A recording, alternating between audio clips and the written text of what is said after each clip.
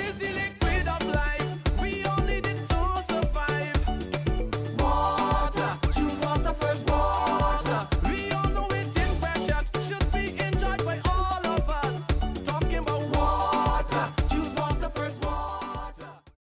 This secure facility right behind me is the Carlton Well and Reservoir, and it is a key component of the West Coast water supply system.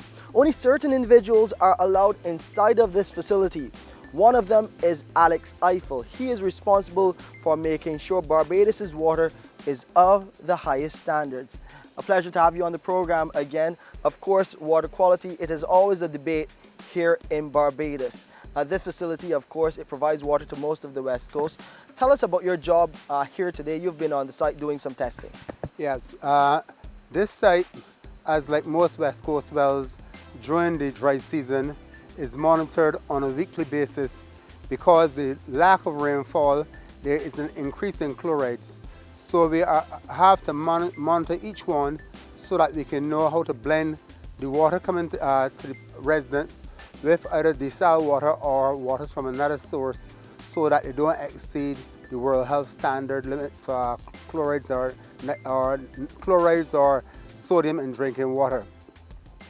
Recently, you've heard about a fear resident in the community about the level of salt in the water.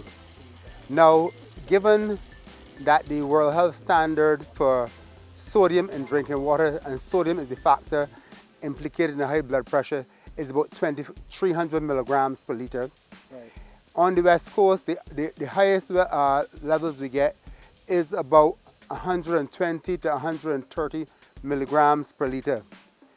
So to impact the blood pressure of a person, they will have to drink about 20 to 25 gallons of water per day.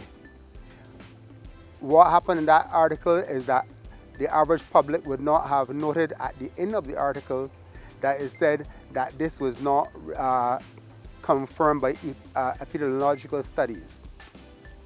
Now, another complaint we get constantly is white water. During the dry times, the water levels in the wells drop, but the well pumps are set at a specific level. So sometimes there is cavitation and the well sucks air, compresses that air into water, like how you would compress air in a soft drink. When you open your pipe, the pressure is released because the well might be pumping 1.5 million, sometimes 4 million gallons a day.